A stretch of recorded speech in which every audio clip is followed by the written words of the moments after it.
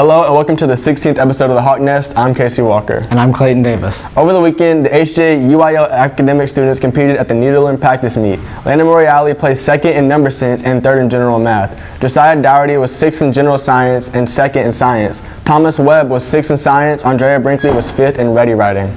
The journalism team did very well. Cade McKenzie was first in editorial writing and fourth in feature writing and headline writing. Maggie Gillespie was second in news writing and editorial writing. She was also fifth in headline writing. Kenley Foster rounded the group out with a top finish in feature writing and headline writing and was third in editorial writing.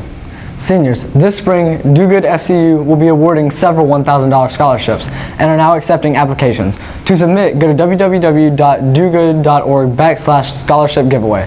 All applications are due on April 15th. ZAP will be held this Saturday from 8 a.m. to noon. Don't forget you must be in full dress code with your ID on as well. Do not show up late. HA's basketball and soccer seasons are in full swing and the track season is about to begin. Here's Emery with the details. What's up, guys? My name's Amy Russell, back again with your Hawk Sports News. Did you miss me? Probably not. But anyways, unfortunately, NBA player, all-star, and legend Kobe Bryant and his 13-year-old daughter unfortunately passed away this week, and we mourn their deaths. On another note, NBA ratings have significantly dropped since the beginning of the 2019-2020 season. Considering that some of the biggest athletes in the NBA are injured, for example, Steph Curry, Klay Thompson, Kevin Durant, and Zion Williamson, who actually just made his debut last week.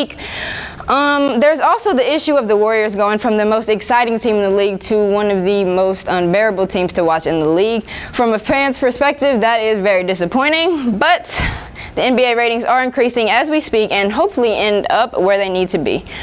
In Hawk News, our girls and boys basketball team both have a game against Lumberton tomorrow night. Girls play home at 7 and the boys play at Lumberton at 7:30, so make sure to come out and show your support.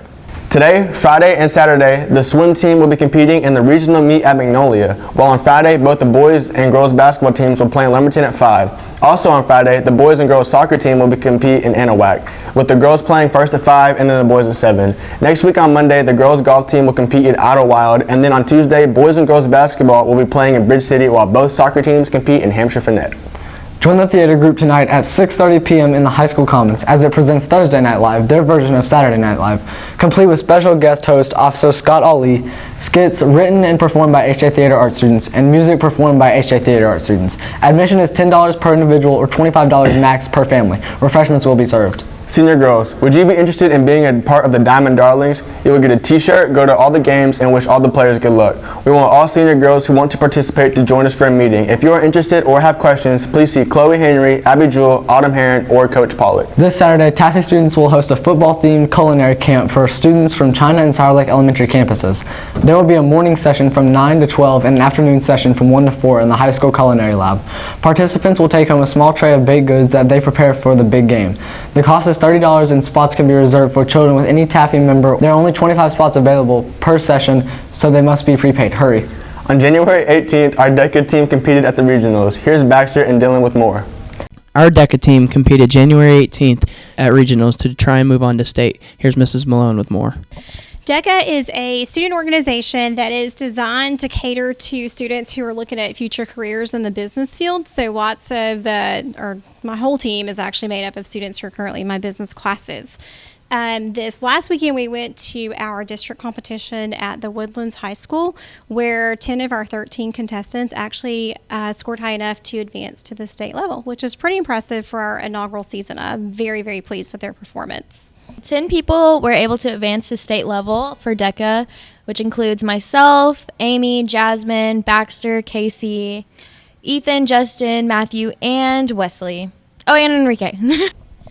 Part of the competition level with DECA is that they have to actually go in and do something that they call role plays, which are essentially simulations of something that would happen naturally in the business world. Like, they're given what we call case studies during these role plays, where the students have 10 to 30 minutes based on whether or not they're doing an individual event or a group event, and they prepare a presentation where they have to go before a judge who also is part of the role play, presumably the owner or manager of whatever the business may be, and they have to present their fix, their solution, or their marketing campaign to this business. So it helps a lot with the public speaking skills on how to present themselves, as well as basic business concepts like marketing and finance.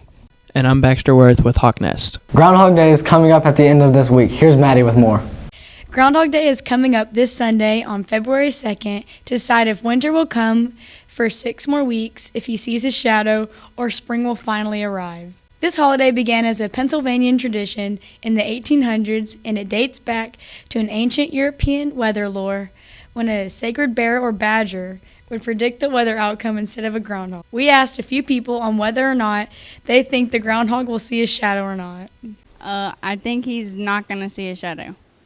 From my research, I think that the groundhog's going to see his shadow because I was studying this a couple years back, and they said in 2020 that he was going to see his shadow because they got a new groundhog because the last one died, and the new groundhog sees his shadow every single year, but this one's different. Maybe. I hope he sees half of his shadow. It's been cloudy, so probably, yeah. So keep an eye out for Phil the groundhog to see if he sees his shadow or not. On January 17th, the art classes finished their recreations of the drawings done by the 2nd grade. Here's Casey with the details. Miss Ochoa and her art classes have been working on their annual monster projects. I sat down with Miss Ochoa to get some more information. What they do is the 2nd graders draw their own monster, and then the high school art students will take their monster and they will do a rendition of it and just kind of re-image it. For example, like this is a monster that one of the 2nd graders did. Zoe Brady from Miss Lewis's class at Sour Lake Elementary. And this is the monster that Enrique Montez, shout out to you, Enrique, is working on and going to make it really, really cool. Receiving these monsters can be a big deal for some of the kids. I think they really like it because the teachers tell me that the students really like it. And last year, the Hawks Nest team had videoed us, and then both of the elementary sent pictures back and video back of when the little kids received it, when the 2nd graders received it. So it's pretty cool. I asked a few of the high school students who have been working on this project what they are working on and how this project has impacted them. This is Marshall's drawing from LSE, and this is what I drew. Drawing this is probably my favorite project out of the year because it makes me feel good to see little kids' creations, turn them into my own. All right, so like he drew like a monster with 4 arms. So I drew like an octopus, you know what I'm saying? It looked kind of scared, so I drew like, made me feel like an artist. I feel like Leonardo da Vinci, you know what I'm saying? With the Hawks Nest, this has been Casey Walker.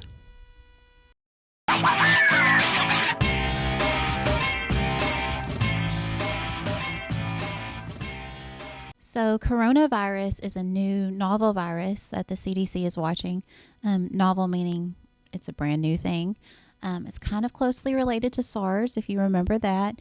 But the symptoms are a huge upper respiratory system, fever, headache, much like we see in the flu. It originated in China, and so they're really watching closely airports and people traveling to and from China. It takes about 14 days until the symptoms really appear. There was a confirmed case in Washington State. The way that they determine that is you have the symptoms, they'll do a respiratory secretion and blood sample. They will actually send that to the CDC because it's so new, and they'll confirm or deny. This thing is just to protect yourself. So all of the normal things I tell you guys about the flu, coughing into your elbow, watching what you're touching, washing your hands, wiping down, if you're going through public places, kind of wiping down carts and things like that always helps. But the main thing is just keep your hands clean, keep your hands away from your face. But other than that, you should be fine. Hello, my name is Orlando Medina, your meteorologist. For our weather report, tomorrow we're going to have a small chance of rain. Then Friday will be the same. And then Saturday and Sunday we're going to have drier weather. And then the Monday and Tuesday we're going to have some small rain chances, no big deal, but it's going to be the 40 or or 10 or 20%, no big deal. And that's our weather report for today. How many square feet is in the White House? Is it A, 15,000, B, 35,000, C, 55,000, or D, 65,000?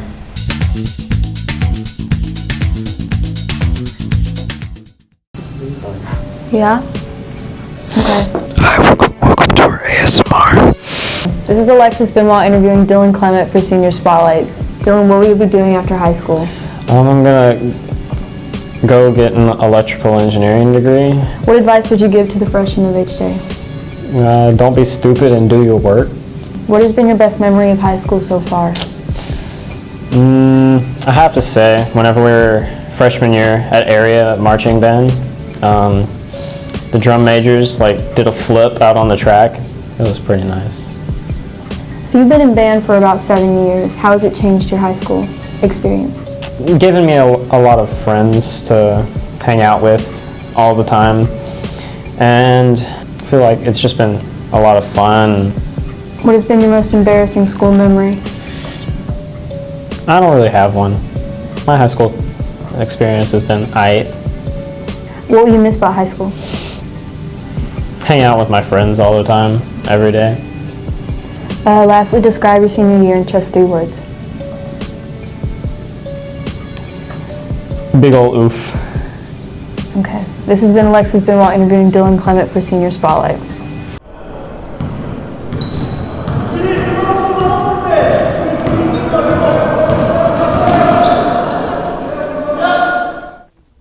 Well, as my grandfather always said, flying is a superpower.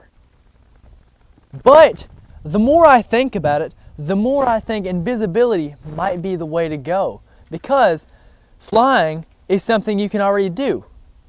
I use Delta Airlines because I am a successful American.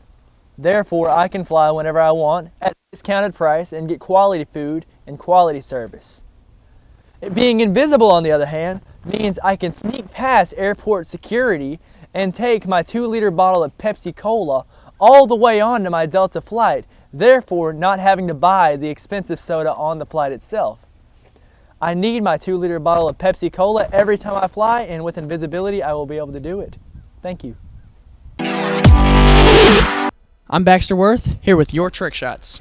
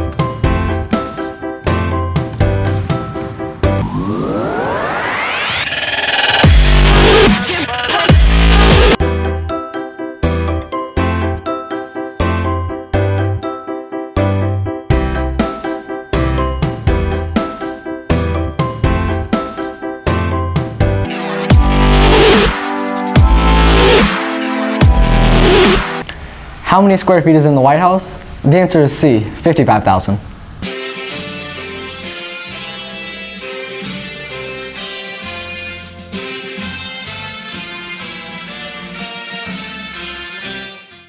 Our word of the week is lackadaisical, which means lacking enthusiasm and determination. That's all for today, and remember, it's a great day to be a Hawk.